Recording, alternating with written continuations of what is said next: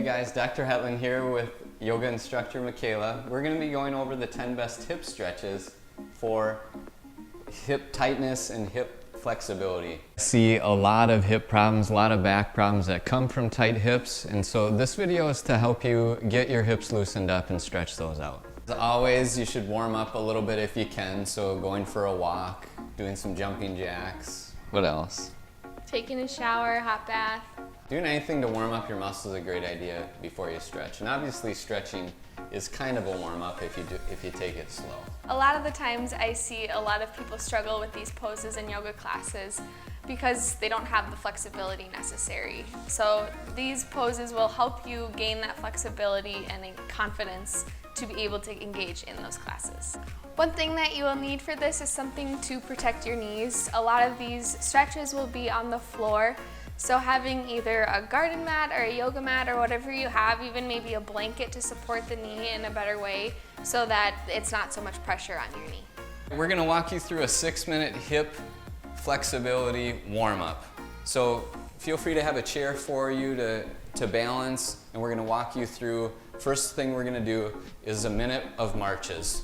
So we're just going to try to get our knees up past 90 degrees, as high as you can is good. The higher you can kind of warm up, the better.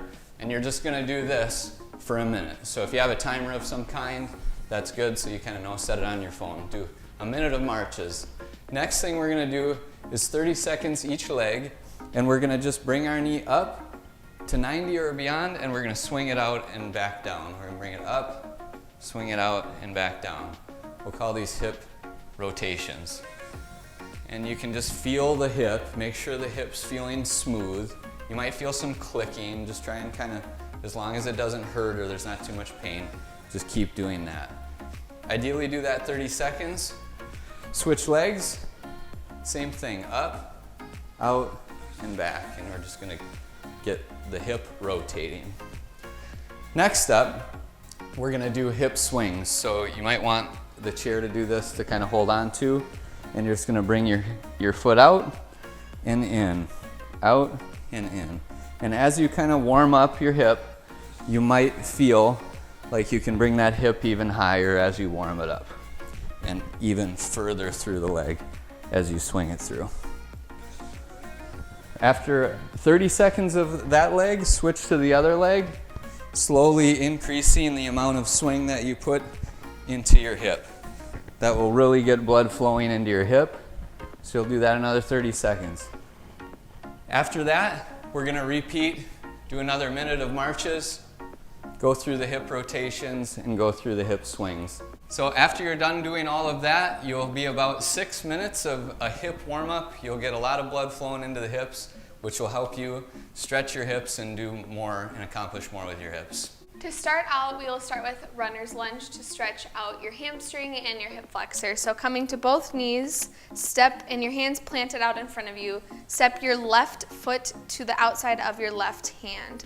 Now prop the back ball of your toe up and then straighten that back leg as best you can, allowing those hips to fall forward to the floor and keeping that pressing component in your hands to stretch your shoulder blades out. If you need to, drop that back knee towards the floor if that is too much of a stretch on your hip flexor, having it propped up, and feel that stretch along your hip flexor and go ahead and move around a little bit if that feels good to you. Do this for about 30 seconds, switch sides, and do that 2 more times. The next pose is half split. The first 3 poses of the sequence, you can move back and forth through them. If that's too much on your knee, you can switch it off side to side. So this next pose, coming from your runner's lunge, so stepping your hands out in front of you and straight and keeping that back leg on the floor.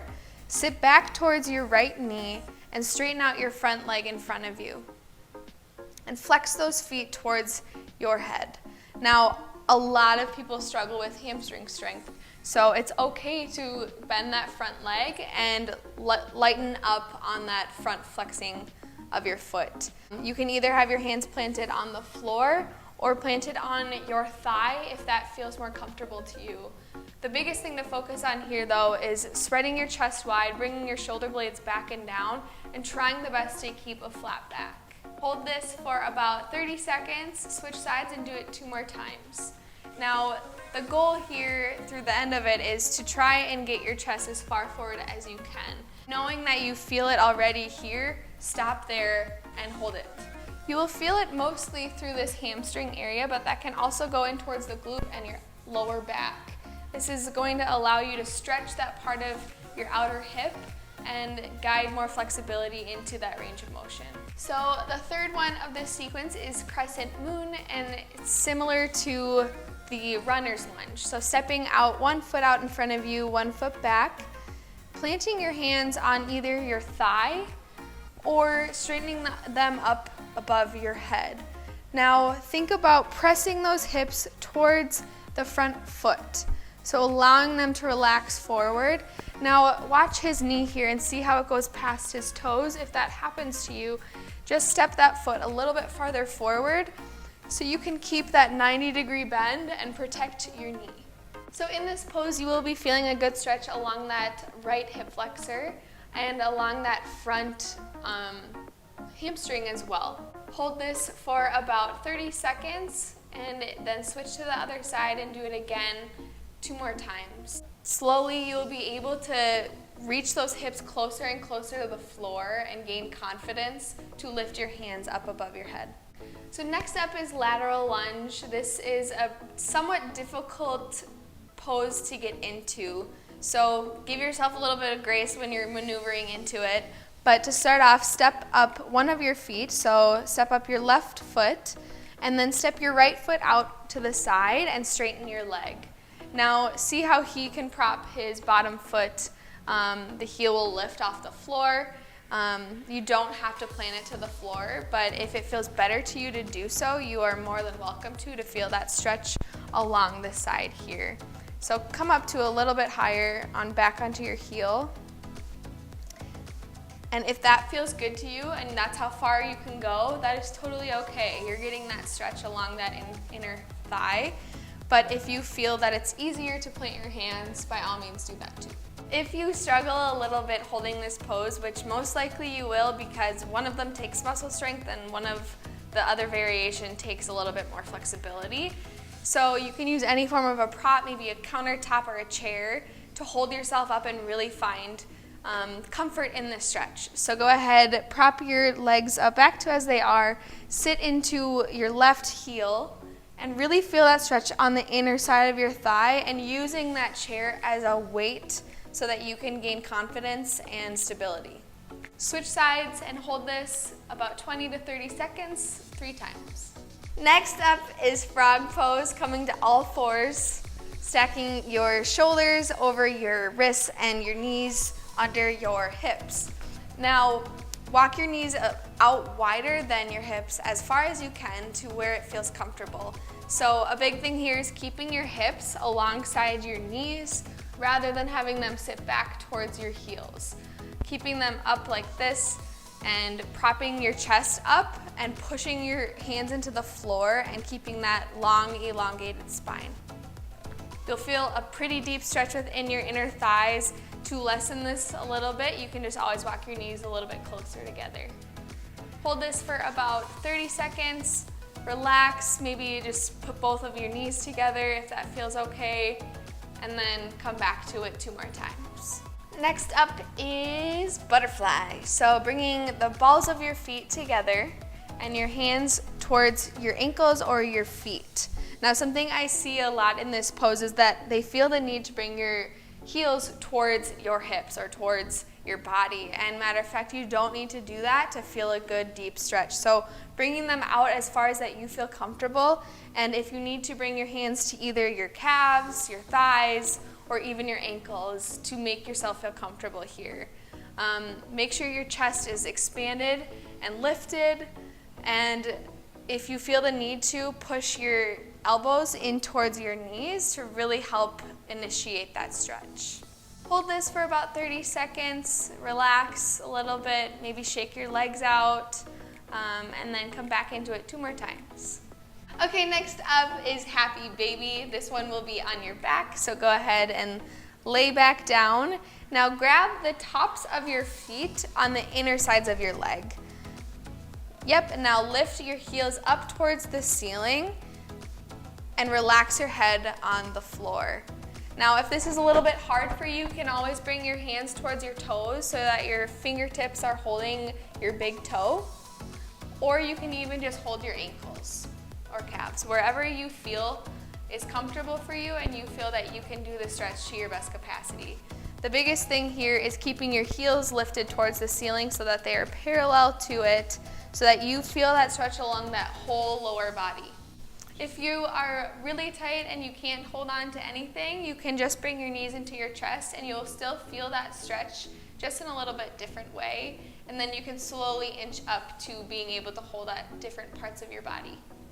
All right, next up, you will be staying on the floor in figure 4. So laying towards your back, propping your feet towards your glutes, lifting your left heel to cross over your right knee. If you need to, push this knee away from your body, and if this feels okay to you, you can grab your hamstring and pull it in towards your chest. You'll feel a really good stretch along your piriformis and your glute here. This muscle tends to be really tight for a lot of people, so this is an extremely important stretch. Do this for about 20 to 30 seconds and then switch sides, and then 2 to 3 more times after that. Okay, next up is supine twist. So still staying on your back, bring one knee towards your chest and the other straightened out along in front of you. Now taking this knee, cross it along the side of your body, twisting it towards the floor, aiming to keep both shoulders along the mat. If it starts to lift, just bring this knee back a little bit towards you. Now straighten that other arm out beside you, keeping this arm on top of your knee. And your gaze will be towards that stretched out arm. Feel a good deep stretch along the back, low back QL area, as well as your glute and your hamstring slightly. In this pose and in many poses, you will feel maybe a different muscle that isn't really being targeted. So here, a lot of people can feel it deep in that hip flexor muscle when they're twisting that way. And that's just a sign that your body needs this stretch, or it even needs the other stretches that we've been providing regarding your hip flexors. All right, last one is a quad stretch. So staying on the floor, laying on your back as you were, rolling towards your side, so propping yourself up on the side body. Now grabbing with your upper arm at the bottom of your upper ankle. Make sure you're thinking about keeping this knee in line with this knee, while also bringing that heel towards your glute. Now you will feel a good front stretch along your hip flexor, and it might be tight in here too. It's okay if your heel doesn't come close to your knee. A lot of people's don't, so hold it as best you can. Now if balancing is a little bit too tricky with that bottom arm, prop yourself up onto your elbow and then grab your back ankle to hold. Do this for about 20 to 30 seconds, switch sides, and then do it 2 to 3 more times.